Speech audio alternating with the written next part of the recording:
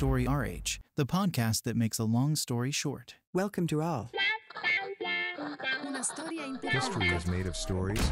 In this episode, we'll be talking about the 4 key components of human resources information systems. HRIS. When we talk about HRIS, people most often think of the name of the HR software they're used to using. For payroll officers, they think of it as payroll software, whereas an IT manager will think of it as a comprehensive IT system, made up of a host of different applications. It is a whole system, not just one piece of software. So it's worthwhile to take a look at the key components that it includes. What's the story? Data is the new oil, as data scientist Clive Humby put it in 2006. So, it's no surprise that what underpins HRIS is data. And most important, data contains information about people. That's the first key component of HRIS. The place where personal data is stored. They're what we call individual files. Your individual file contains information about you, the position you hold, the legal entity you are employed by, your skills, etc. But then you wonder, is it easy to update? Is it easy to add pieces of information that weren't initially included? Who can do that? Do you need IT savvy to update it? Or will a few simple clicks suffice? This individual file is made up of shared or factorized data. You don't want to have to retype the denomination of a currency every time, for example. To avoid it, we'll rely on information from a table. And that's the second critical component of HRIS. Tables and references. The tables could include the list of entities or quite simply the description of the profession your position is tied to. Sometimes these tables aren't just lists. They can also enable cross-referencing. For example, to create a frame of reference for different jobs. On the one hand, a collection of benchmark positions, so a table with entries that are job names, and on the other a collection of skills, so a table with entries that are skills.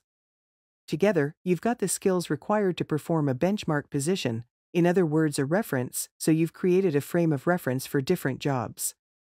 Tables and benchmarks are important because many different HRIS applications can use them, and even applications outside HRIS, like management control. So, the question then becomes who enters the data, who maintains it, who shares it, and according to what rules. The question is even more complex when a HRIS is made up of a wide range of different applications, without mentioning the power games and territorial infighting control over the tables and benchmarks can provoke. So, we've got the individual file on the one hand and tables and references on the other, both of which organize information on people, but we still need to manage who has access to the information and how. The first thing to consider is who is permitted to do what, with what information.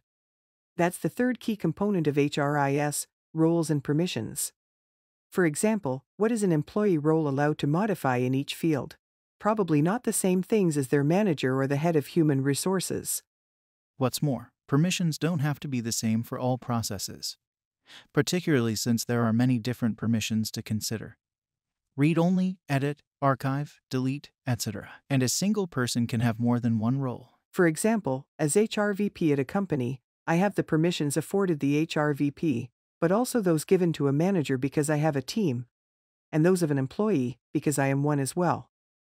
When we look into the concepts of roles and permissions, we encounter the fourth and final component, scope. Scope depends on the organization of the company and the way we think of it. It's organizational modeling. These last two concepts together make it possible to determine who is allowed to do what, with which information and within what scope. To recap, there are 4 key components to HRIS. 1. The individual file with information on people. 2. Tables and references that organize part of this information to share it while preserving its integrity. 3. Roles and permissions, to know who is allowed to do what. 4. The organizational model to determine the scope of the responsibilities these permissions pertain to. Is that right? Exactly right. Way to make a long story short. Story RH, the podcast that makes a long story short.